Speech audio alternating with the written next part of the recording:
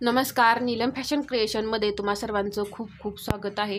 तर आजचा व्हिडिओ हा रिक्वेस्टेड व्हिडिओ आहे आणि बाही संबंधी तुमचे जे काही प्रश्न असतील, तुम्हाला जो काही प्रॉब्लेम येत असेल तो मी आज दूर करण्याचा प्रयत्न करणार आहे।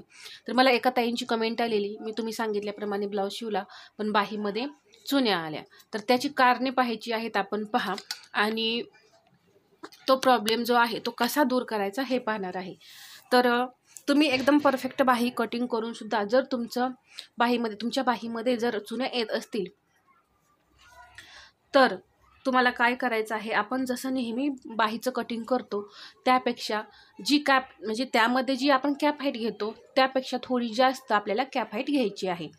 तर पहिलं कारण मी तुम्हाला सांगते।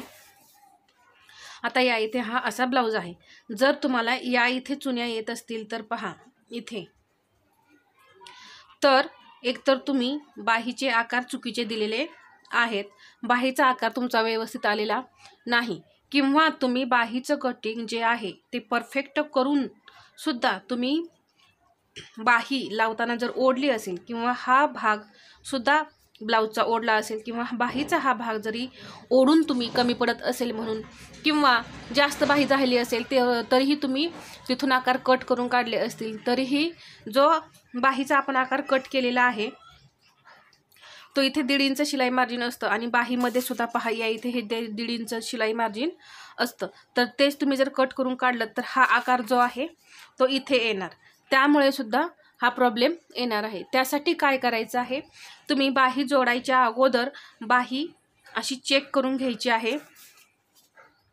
इथे या पद्धतीने ही जी बाही अशी आहे ती अशी जोडून बघायची आहे, बरोबर आहे का पाहायचं। जर बाही मोठी असेल तर तुम्ही या इथे परत बाहीला अगदी आकार व्यवस्थित देऊन पॉईंट जुळतायत का हे पाहायचं आहे आणि मगच आपली बाही जोडायची आहे।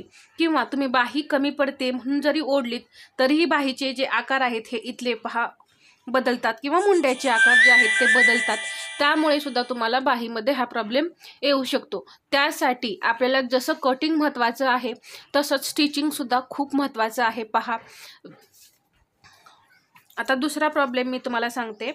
आता त्यांनी 5 इंचाची बाही कटिंग केलेली आहे आणि मी जसं नेहमी सांगते 5 इंचाच्या बाहीमध्ये मी 3 इंच कॅप हाईट घेते, तर 3 इंच कॅप हाईट घेऊन सुद्धा जर तुम्हाला चुनी येत असेल तर तुम्ही या इथे काय करायचं आहे, ही जी कॅप हाईट आहे ती 3.25 घेऊन पहा, थोडी जास्त कॅप हाईट घेऊन पहा। जर दंडघेर पहा मोठा असेल, छातीच्या मापापेक्षा नेहमी आपला दंडघेर जो असतो त्यापेक्षा जर तुमचा दंडघेर मोठा असेल, म्हणजे एखाद्या कस्टमरचा जर दंड मोठा असेल तरी सुद्धा काय होतं, ही जी बाही आहे ती अशी वरती सरकते आणि इथे मग चुन्या यायला स्टार्ट होतात।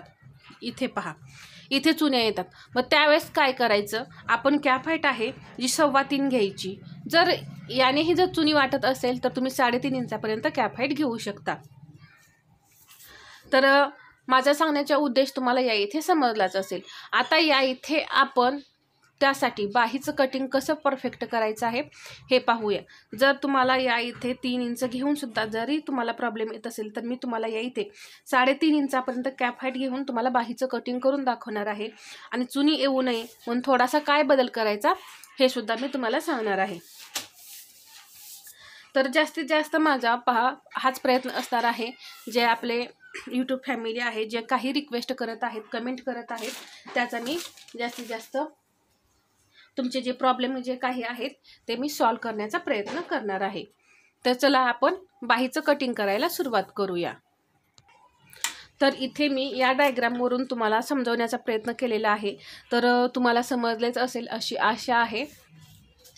तर माझे बाहीचे व्हिडिओ अजून भरपूर आहेत, तुम्ही अगदी व्यवस्थित पहा, मुंडा घेरानुसार सुद्धा तुम्ही बाहीचं कटिंग करून पहा। आणि या इथे पहा बाहीची उंची आहे 5, तर त्यामध्ये मी 1 इंच मिक्स केलेलं आहे पहा। अजून आपण एक पॉईंट दिला 6 इंचावरती आणि आता आपल्याला हे जे उंचीचं मार्किंग आहे तिथे एक लाईन ओढून घ्यायची आहे। आता तुम्हाला चुन्या येत आहेत तर तुम्ही या इथे पहा 3.25 इंच कॅप हाईट घ्या, जेणेकरून इथं जो कपडा जास्त राहत असेल, दंडघेर जर मोठा असेल तरीही हा प्रॉब्लेम येतो, वरती सरकतं। तर इथे जर कपडा जास्त राहत असेल तरीही ते असं असं वरती सरकतो, त्यामुळे या इथे 3.25 इंच घ्या. आणि तरीही जरी तुम्हाला प्रॉब्लेम वाटला तर 3.5 इंचापर्यंत तुम्ही कॅपॅट घेऊ शकता. जर साईज 40 साईज असेल तर तुम्ही 3.5 इंचापर्यंत या इथे कॅपॅट घ्यायची आहे. एकदम छान अशी बाही बसते. आता मी या इथे मुंडा घेत मी माझ्या ह्याने टाकते, माप काही नाही आहे, तर मी 8 इंच मुंडा घेर घेते पहा. आणि त्याच्या पुढे आपलं हे 1.5 इंच शिलाई मार्जिन असणार आहे.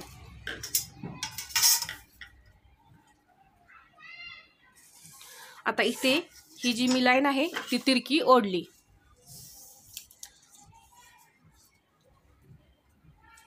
याचा असा मध्य करायचा.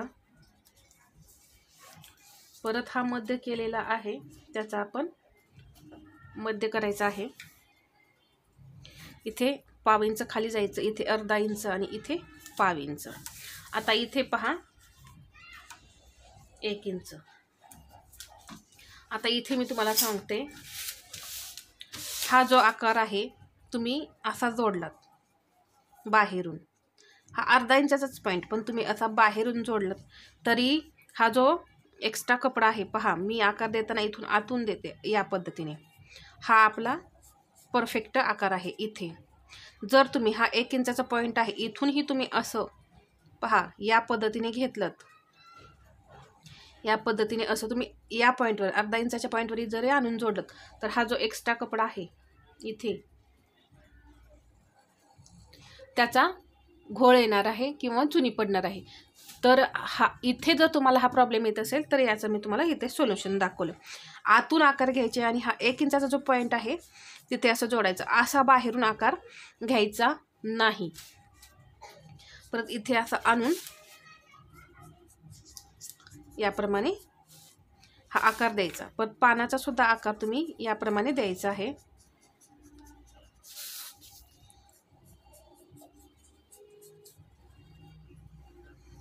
तर इथे मुंड्याजवळ घोळ येत असेल तर तुम्ही या पद्धतीने आकार देऊन पहा. आता इथे मी तुम्हाला सांगितलं कॅप हाईट थोडी जास्त घ्या म्हणजे तुम्हाला काही प्रॉब्लेम येणार नाही. आता दंड घेर मी या इथे 6 इंच घेते पहा आणि याच्या पुढे 1.5 इंच शिलाई मार्जिन. आता हे जोडून घेऊ. हे जोडल्यानंतर काय करा पहा, इथे हे असं स्ट्रेट न घेता तुम्ही थोडं असं खाली या याप्रमाणे. तर अशाने काय होतं पहा, बाहीचा आकार एकदम छान दिसतो आणि हे जे पॉईंट आहेत ते जोडतानाही आपल्याला अवघड जात नाही आणि एकदम जसा आकार आहे मुंड्याचा, या इथे हा ब्लाऊजचा जो मुंडा आहे जसा आकार आहे त्याप्रमाणे हा तुमचा आकार परफेक्ट बसेल. तर इथे मी तुम्हाला 3 सोल्युशन दिले. इथे आकार या पद्धतीने द्या, जास्त बाहेर घेऊ नका. इथे अर्धा इंच तरी कमीत कमी असं डाऊन करा तिरकं. आणि एक म्हणजे कॅप हाईट तुम्ही जास्त घ्या. तर पहा 40 साईज असेल किंवा 38 जरी असली तरी तुम्ही 3.5 इंचापर्यंत 5 इंचाच्या बाहीला कॅप हाईट घेतली तरी चालेल. पण 32-34 मध्ये शक्यतो तुम्ही 3 इंच घेण्याचा प्रयत्न करा. जर 3 इंच घेऊन जर प्रॉब्लेम आला तर तुम्ही ही कॅप हाईट घेऊ शकता. जसं आपल्याला प्रॉब्लेम येईल तसं ते आपल्याला त्याचं सोल्युशन बघत जायचं असतं. आपल्या सुधारणा दुरुस्त करत करत आपल्याला ब्लाऊज स्टिच करायचं असतं. एका ब्लाऊजमध्ये जर तुम्हाला काही प्रॉब्लेम आला तर पुढच्या ब्लाऊजमध्ये आपलं काय चुकतंय तर तिथे आपल्याला सुधारणा करून परत आपल्याला ब्लाऊज स्टिच करायचं आहे. तर अशा पद्धतीने आपलं ब्लाऊज परफेक्ट येतं का हे पाहायचं असतं. तर हे आता आपण कटिंग करून घेऊया. आता कटिंग करताना हा जो आपण पॉईंट खाली घेतलेला आहे तो कट करायचा आहे. आणि कधीही पहा बाही किंवा ब्लाऊज ओढू नका तुम्ही ब्लाऊज स्टिच करताना, कारण ब्लाऊजचेही मुंड्याचा आकार बदलतो आणि बाहीच्याही मुंड्याचा आकार बदलतो.